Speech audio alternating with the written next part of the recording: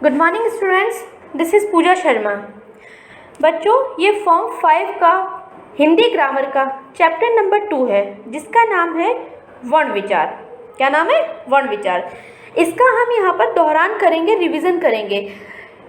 इसे मैं आपको बहुत अच्छे से मेरे पिछले वीडियो में समझा चुकी हूँ कि वर्ण क्या होते हैं, मात्राएं क्या होती है, हिंदी भाषा में वर्णमाला का क्या उपयोग होता है, वर्ण किस प्रकार से बनते हैं, क्या इनका उपयोग होता है, वो मैं आपको पिछले वीडियो में अच्छे से समझा चुकी हूँ। यहाँ हम दोहरान करेंगे। तो आइए हम वर्ण के बारे में अध्ययन करना शुरू करते हैं। वर्ण बच्चों, हम क्या है, वर्ण उसे बोलते हैं जिसके हम टुकड़े नहीं कर सकते। पहली बात तो हम ये ध्यान रखेंगे, भाषा की सबसे छोटी इकाई जिसके टुकड़े नहीं किए जा सकते वर्ण कहलाती है। फॉर एग्जाम्पल मैंने इसमें दे रखा है कि जैसे गुलाब है, ग उ ल आ ब अ, चीता च ई ता आ। अब इनमें अधिक इनके टुकड़े नहीं किए जा सकते, इन्हें वर्ण कहते हैं। ठीक है, वर्ण में मुख्य बात क्या होती है बच्चों? पहली चीज़ तो कि इनके टुकड़े नहीं किए जा सकते और ये भाषा की सबसे छोटी इकाई होती है। ठीक है, दो बातें आपको ध्यान रखनी है। इसके अलावा हम जो कुछ भी बोलते हैं उन ध्वनियों के लिखने के लिए कुछ निश्चित चिन्ह बनाए जाते हैं और यही चिन्ह क्या कहलाते हैं? हमारे वर्ण कहलाते हैं। सामान्य रूप से हम वर्ण इन्हें बोलेंगे। अब हम पढ़ेंगे हिंदी की वर्णमाला। बच्चों, हिंदी की जो वर्णमाला है मैंने आपके सामने दे रखी है।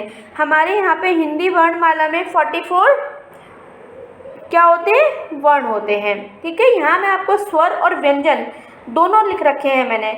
यहाँ पे मैं एक बार आपको पढ़ देती हूँ, स्वर क्या होते हैं और व्यंजन किस तरीके से हम पढ़ते हैं। स्वर अ आ ई उ ऊ री ए ऐ ओ औ। अब इसी प्रकार से व्यंजन में यहाँ पर बच्चों आप लोगों को वर्ग के हिसाब से यहाँ पे डिवाइड किया गया है। क वर्ग, च वर्ग, ट वर्ग आप लोग देख रहे होंगे सामने। ठीक है, लास्ट में ऊष्म वाला भी है। ठीक है, इसमें आपको वर्ग के हिसाब से इसलिए डिवाइड किया गया है ताकि आप उसको अच्छे से याद कर सके। क वर्ग में कौन से आएंगे? क ख ग घ अंग।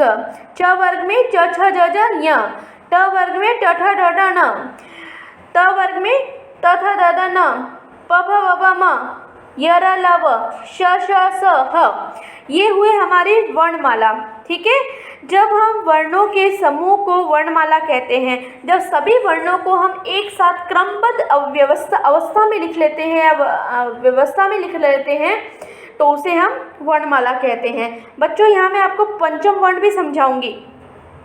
पंचम वर्ण क्या होते हैं बच्चों? क वर्ग का जो 5th वर्ण है उसे हम पंचम वर्ण बोलते हैं। यहाँ आपको ब्रैकेट के रूप में, ब्लू ब्रैकेट के रूप में एरो करके दिखा रखा है पंचम वर्ण। कौन सा है?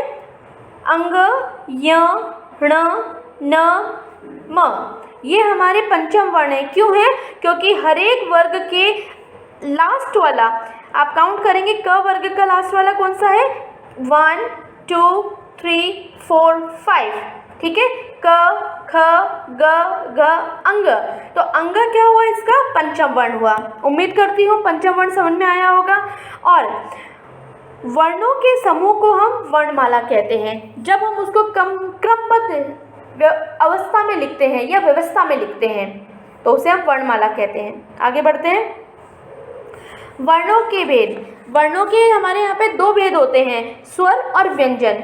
बच्चों, स्वर हम किसे कहते हैं? स्वरों का उच्चारण बिना किसी की सहायता से किया जाता है और स्वरों को बोलते समय हवा बिना किसी रुकावट के मुख से बाहर निकलती है। ठीक है, ये हुए हमारे स्वर। और कितने होते हैं? 11 होते हैं। इसके बाद में दूसरा है हमारा व्यंजन, वो मैं आपको आगे एक्सप्लेन करूँगी। स्वर के कितने भेद होते हैं बच्चों? 3 भेद, ह्रस्व स्वर, दीर्घ स्वर, प्लुप्त स्वर। यहाँ पर मैं बच्चों आपको बहुत ही छोटे रूप में आप लोगों को यहाँ पे समझा रही हूँ। यहाँ हम केवल दोहरान कर रहे हैं, रिवाइज कर रहे हैं, हम पढ़ चुके हैं इसलिए। तो पहला लेती हूँ मैं ह्रस्व स्वर। ह्रस्व स्वर हम किसे बोलते हैं? जिन स्वरों के उच्चारण में सबसे कम समय लगता है वे ह्रस्व स्वर कहलाते हैं। ये कितने होते हैं? 4 होते हैं। अ, ई, उ, री। इसके बाद आता है हमारा दीर्घ स्वर। जिन स्वरों के उच्चारण में ह्रस्व स्वर से दुगना समय लगता है वे दीर्घ स्वर कहलाते हैं। ये कितने होते हैं? 7 होते हैं। आ, ई, उ, ए, ऐ, ओ, औ। इसके बाद है प्लुप्त स्वर। प्लुप्त स्वर के उच्चारण में ह्रस्व स्वर से तिगुना समय लगता है। किससे? ह्रस्व स्वर से। वे प्लुप्त स्वर कहलाते हैं। यह केवल एक ही होता है। कौन सा होता है बच्चों? ओम। आगे बढ़ते हैं हम। अब हम पढ़ेंगे स्वरों की मात्राएं। बच्चों यहाँ पर हमने देखा है कि अ को छोड़कर सभी की मात्राएं होती है। अ की कोई मात्रा नहीं होती है और सभी व्यंजन की स्वर की मात्राएं होती है। तो हम क्या कह सकते हैं कि व्यंजनों के साथ लगने पर स्वर मात्रा का रूप ले लेता है। तो हम कह सकते हैं स्वरों के लिए निर्धारित चिन्ह मात्राएं कहलाती है। ठीक है। इसके बाद हम यहाँ देख रहे हैं कि भाई अ की कोई मात्रा नहीं होती, उसका जो शब्द है जैसे कलम है। इसके बाद में आ की मात्रा, ई की मात्रा, उ की मात्रा।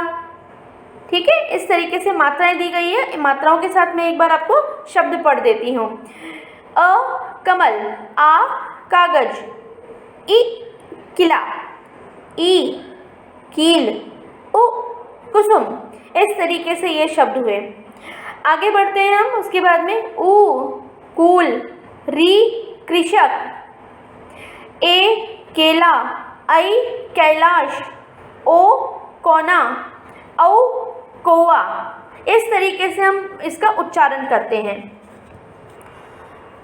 इसके बाद मैं आपको बताती हूँ बच्चों व्यंजन क्या होते हैं। व्यंजन क्या होते हैं? जब हम इसका उच्चारण करते हैं तो इसमें हमें स्वर की सहायता लेनी पड़ती है। फॉर एग्जाम्पल कैसे? कि जैसे मैंने बोला क, तो क क्या हुआ हमारा? क में अ की आवाज़ हो रही है, तो इसलिए हम इसको स्वरों की सहायता से लेते हैं, स्वरों की सहायता से इसका उच्चारण करते हैं। ये कितने होते हैं? 33। अब मैं चाहूँगी कि आप घर पे क, ख, ग, घ, अंग इनका बोलकर प्रैक्टिस करें। इसके बाद आता है हमारा संयुक्त व्यंजन। बच्चों संयुक्त व्यंजन क्या होते हैं? एक से अधिक व्यंजनों के मेल से बने संयुक्त व्यंजन कहलाते हैं। जैसे क और हमारा जो क्ष है वो किससे मिलकर बनता है? क और श से। य किससे मिलकर बनता है? ज और य से। त्र किससे मिलकर बनता है? त और र से। इसीलिए हम इसको संयुक्त व्यंजन कहते हैं, क्योंकि ये दो एक से अधिक व्यंजनों के मेल से बनते हैं। ठीक है, एक से अधिक व्यंजनों के मेल से बनते हैं इस वजह से। तो श, श और र। हम एक बार शब्द पढ़ देती हूँ। कक्षा, क्षमा, क्ष का, ज्ञ का ज्ञानी, विज्ञान, त्र का त्रिकोण, त्रिशूल, श्र का श्रम, श्रमिक। ये कितने होते हैं बच्चों? 4 ही होते हैं, फिक्स है ये। क्ष, त्र, ज्ञ और श्र। अब आता है हमारा द्वित व्यंजन। एक जैसे व्यंजनों से मिलकर बने व्यंजनों को द्वित व्यंजन कहते हैं। एक जैसे होने चाहिए, सेम से होने चाहिए, ट्विंस होने चाहिए। ठीक है, जैसे यहाँ पे क देख रहे हैं, पक्का आप शब्द देख रहे हैं ना, तो इसमें एक क्या है? आधा है, दूसरा पूरा है। ठीक है, एक ही वर्ण, एक ही व्यंजन है, सेम से है, तो वहाँ पर हम कौन सा व्यंजन आता है हमारा? द्वित व्यंजन। जैसे कच्चा, छुट्टी, है ना, इस प्रकार के जो शब्द होते हैं वो हमारे द्वित व्यंजन कहलाते हैं। आगे बढ़ते हैं हम। र के प्रयोग। बच्चों मैंने आपको र का प्रयोग मेरे पिछले वीडियो में बहुत अच्छे से समझाया है। यहाँ वापस एक बार हम रिवाइज कर लेते हैं कि र का प्रयोग किस प्रकार से किया जाता है। बच्चों जब र पहले वाले का र का प्रयोग हम बोलेंगे, जो कि ये आपके कर्म लिख रहा है ना, इसको हम रेफ वाला कहते हैं। आप मेरा वीडियो देखेंगे उसमें मैंने साइन भी बना रखा है उसमें। ठीक है, रेफ वाला, पहला वाला जो है वो रेफ वाला है, दूसरा वाला जो है वो पदेन है, और तीसरे वाले को भी हम पदेन के रूप में बोलते हैं। लेकिन क्या है बच्चों, इसको समझने में थोड़ी कठिनाई होती है, कन्फ्यूज़न होता है, इसलिए हम इसके जो साइन है उसको उल्टे वी के रूप में बोल देते हैं थर्ड वाले को। और फोर्थ वाला जो है हमारा री वाला है, जिसको हम री की मात्रा बोलते हैं। री की मात्रा को हम री की तरह उच्चारण करते हैं। ओके, तो आइए पहला वाला समझते हैं। जब र स्वर के बिना किसी व्यंजन से पहले हो तो र व्यंजन के ऊपर जाता है। जैसे कर्म, कर्म, हम कर्म नहीं बोलते, कर्म बोलते हैं। हमने र बोला पहले, लगाया बाद में। मैंने इसको बताया था ना कि इसका एक नियम होता है कि हम बोलते पहले हैं, लगाते बाद में हैं, ये नियम है इसका। दूसरा वर्षा, वर्षा, हमने र बोला पहले, लगाया बाद में। सेकंड वाला, जब र किसी अन्य स्वर रहित व्यंजन के साथ उच्चारित होता है, स्वर रहित जिसमें स्वर नहीं हो, ठीक है, तो इस प्रकार प्रयोग होता है। जैसे करम, क्रम, ठीक है, भरम, भ्रम। इसमें क्या होते हैं, खड़ी पाई वाले जो व्यंजन होते हैं उनके पैरों में जाके लगता है। अब क्रम देख रहे होंगे, क में उसके पैरों में जाके र लगा है। भ्रम में भी क्या लगा है, उसके पैरों में, खड़ी पाई वाले जो व्यंजन होते हैं उसमें लगता है भ्रम, ठीक है, र का प्रयोग। अब तीसरा है हमारा ट और ड के साथ र का प्रयोग इस प्रकार होता है। ये कंपल्सरी है, ट और ड के साथ र का प्रयोग इसी प्रकार से होगा। जैसे ट र क, र तो आया लेकिन हमने इसको किस रूप में प्रयोग किया, उल्टे वी के रूप में। ड र म, ये भी क्या हुआ, र की आवाज़ आ रही है इसमें बीच में, तो इसमें क्या हुआ हमारा ड्रम, उल्टे वी के रूप में। ट और ड के साथ आप हमेशा उल्टे वी के रूप में ट और ड पर ही लगाएंगे र का प्रयोग। ओके। री, री की मात्रा का उच्चारण री की तरह होता है। री की मात्रा व्यंजन के पैर में लगती है। जिस प्रकार से हमारा जो क्रम भ्रम वाला है ना, उसी प्रकार से री की मात्रा भी उनके व्यंजन के पैरों में लगेगी। जैसे गृह, मृग, कृषक, ठीक है, ये बहुत सारे उदाहरण होते हैं री की मात्रा के। इसके बाद आता है बच्चों हमारा वर्ण विच्छेद। वर्ण विच्छेद, वर्ण को विच्छेद करना, विच्छेद मतलब अलग करना, ठीक है। तो किसी शब्द के वर्णों को अलग अलग करना ही वर्ण विच्छेद कहलाता है। बच्चों मैंने आपको लास्ट वीडियो में बताया था कि आपको वर्ण विच्छेद में क्या ध्यान रखना होता है। बताइए क्या ध्यान रखना होता है। पहली बात तो व्यंजन के नीचे हलंत लगेगा और प्लस लगाना कंपल्सरी है। ये दो बातें मैंने आपको बताई थी, ठीक है। हलंत लगाना कंपल्सरी होता है। जैसे मैं नीला बोलती हूँ, नीला, न के नीचे हलंत प्लस ई। हमने यहाँ पे बड़ी ई की मात्रा क्यों लगाई, क्योंकि न पे बड़ी ई की मात्रा लग रही है, ठीक है। ल प्लस ल, ल में क्या है, आ की मात्रा है, तो हम क्या करेंगे यहाँ पे आ शब्द लिख, आ स्वर लिख देंगे, ठीक है। इस तरीके से हम इसका वर्ण विच्छेद करेंगे। हर एक वर्णों को अलग अलग करना, दैट इज कॉल्ड वर्ण विच्छेद। ओके। नेक्स्ट हमारा आता है, आओ दोहराएं। अब हम एक बार और दोहरा लेते हैं। हमने क्या पढ़ा है, भाषा की सबसे छोटी इकाई वर्ण है। वर्णों के समूह से वर्णमाला बनती है। हिंदी में कुल 11 स्वर होते हैं।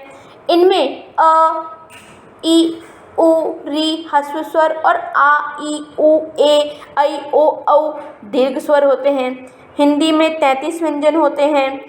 ड, ड, अंग, अ अन्य व्यंजन माने जाते हैं। औ, ज, फ आगत ध्वनियाँ होती हैं। बच्चों ये आप लोगों को याद है कि मैंने अयोगवा भी पढ़ाया था और आगत ध्वनियाँ भी पढ़ाया था।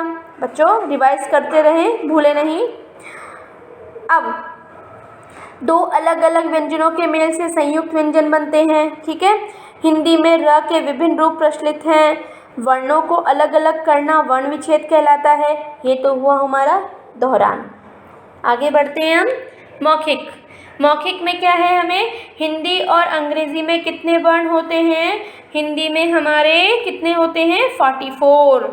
अगर हम उसमें ड, ड, अंग, अह, क्ष, त्र, ज्ञ, श जोड़ देंगे तो 52 हो जाएंगे, लेकिन यहाँ पर आपको केवल 44 लिखना है। 33 व्यंजन और 11 स्वर, ओके। और अंग्रेजी में 26। ह्रस्व स्वर कौन से हैं, कौन से 4 होते हैं, अ, ई, उ, री, ये होते हैं हमारे ह्रस्व स्वर, जिनको बोलने में क्या लगता है, कम समय लगता है। इसके बाद हम पढ़ते हैं हमारे राइट रॉन्ग। अब राइट रॉन्ग में दिए गए वाक्यों में सही या गलत का निशान लगाइए। तो क है हमारा, मात्राओं का प्रयोग स्वरों के साथ होता है? नहीं, किसके साथ होता है? व्यंजनों के साथ। दीर्घ स्वर 7 होते हैं? यस। व्यंजन का उच्चारण बिना किसी की सहायता से होता है? नो, स्वरों की सहायता से करते हैं ना व्यंजन का उच्चारण। अंग अह पंचम वर्ण माने जाते हैं? नहीं, वो तो अयोगवाह होते हैं। अंग को अनुस्वार कहते हैं? यस, वो बिंदी जिसको मैंने बताई थी ना आपको कि अंग को जो अनुस्वार बिंदी जो होती है वो अनुस्वार कहलाती है, उसको ये अंग बोलते हैं, अंग। सेकंड है हमारा उचित उत्तर में सही का निशान लगाइए। ये आपके सामने उचित उत्तर दिए गए हैं, इसमें आपको सही का निशान लगाना है। फॉर एग्जाम्पल जैसे फर्स्ट वाला है, स्वर के कितने भेद होते हैं? 3। सेकंड वाला, अंग तथा अह क्या कहलाते हैं? अयोगवाह। दीर्घ स्वरों की संख्या कितनी होती है? 7। ये हुए हमारे MCQs। इसके बाद में हम आते हैं दिए गए शब्दों में अनुस्वार बिंदु या अनुनासिक चंद्र बिंदु का प्रयोग करके दोबारा लिखिए।